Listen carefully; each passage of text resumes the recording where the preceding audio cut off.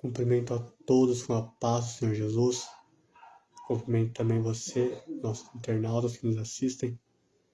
Estamos aqui em mais uma manhã, desfrutando de uma vida diária com Deus. Eu gostaria hoje de trazer uma meditação da Palavra do Senhor, que se encontra na primeira carta de Paulo aos Coríntios, capítulo 13, que tem por título A Suprema Excelência da Caridade. E vou ler a partir do primeiro versículo em diante, que assim diz a palavra do Senhor. Ainda que eu falasse a língua dos homens e dos anjos, e não tivesse a caridade, seria como metal que soa ou como sino que tine. E ainda que tivesse o dom de profecia e conhecesse todos os mistérios e toda a ciência, e ainda que tivesse toda a fé, de maneira tal que transportasse os montes e não tivesse caridade, nada seria. E ainda que distribuísse toda a minha fortuna para sustento dos pobres, e ainda que entregasse o meu corpo para ser queimado e não tivesse caridade, nada disso me aproveitaria. A caridade é sofredora, é benigna, a caridade não é invejosa, a caridade não trata com leviandade, não se ensoberbece, não se porta com indecência e não busca os seus interesses, não se irrita, não suspeita mal, não folga com injustiça, mas folga com a verdade.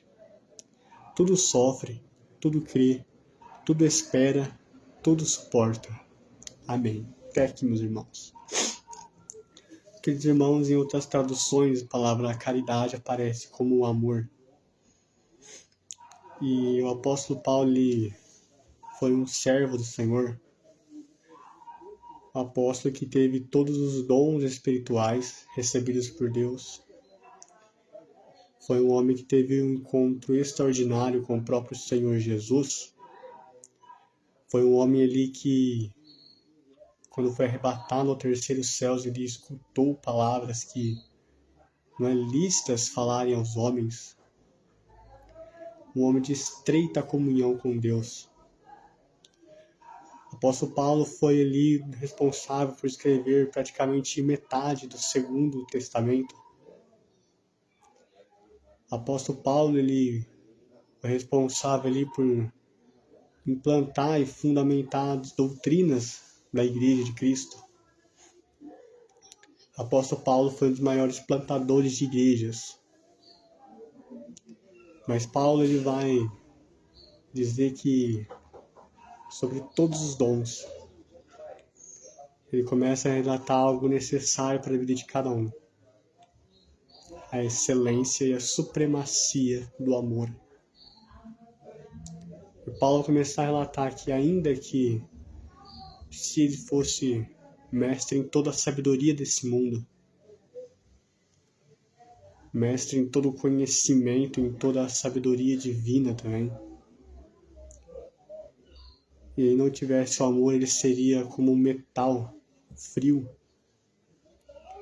Paulo vai dizer que ainda que ele conseguisse falar a língua dos anjos e a língua dos homens, e que ele pudesse entregar toda a sua fortuna, todos os bens que ele tivesse em toda a sua vida, para sustento dos pobres, e ainda que entregasse o próprio corpo para ser queimado, para ser entregue ao martírio, sem o amor, nada disso se aproveitaria. Sabe por quê, meus irmãos? Sabe por quê, meu amigo? Porque Deus não se impressiona com a aparência. Deus não se impressiona com boas obras. Deus, ele conhece o íntimo e ele sabe quem tem amor e quem não tem.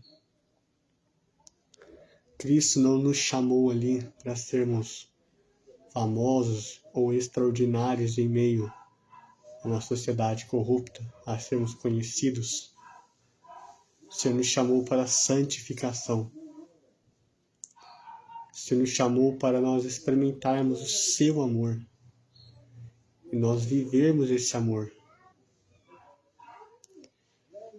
Muitos púlpitos hoje estão repletos de pregadores com conhecimentos teológicos, com domínio da retórica, com conhecimentos repleto de pessoas que usam dos dons espirituais, mas já não tem mais em si o primeiro amor.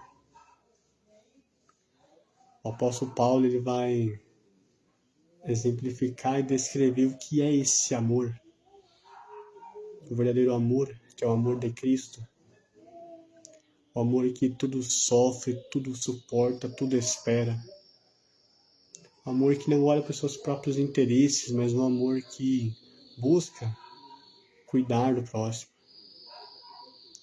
um amor ali que não se enraivece, se posta com decência, um amor que é paciente.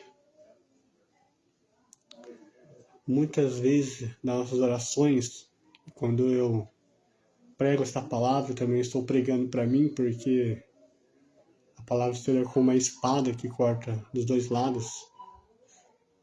E ao mesmo tempo que essa palavra, embora seja dura, possa estar cortando o coração de algum irmão, de algum ouvinte. Ela corta em meu coração nesse instante. Porque muito nas orações que nós fazemos, nós pedimos tantas coisas para o Senhor. Providência financeira, providência material, cuidado com a saúde. Mas poucas vezes nós nos colocamos diante do Senhor e perguntamos o que o Senhor espera de nós. Poucas vezes nós perguntamos para Jesus o que ele está sentindo ante essa sociedade que está caminhando ao inferno. Diante de um mundo que a cada dia se colapsa, em que a verdade já não é mais verdadeira, já é relativizada, em que os padrões morais são invertidos,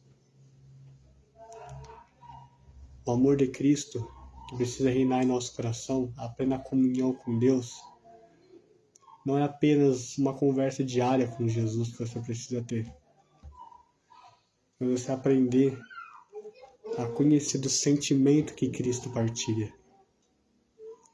Você percebe se tem comunhão com alguém ou não quando você sente o sentimento do outro. Quando você se entristece quando ele está triste. Quando você se alegra quando ele também se alegra. Porque Jesus nos chamou para a comunhão com o Pai. A palavra do Senhor diz que Jesus morreu para nos reconciliarmos com Deus.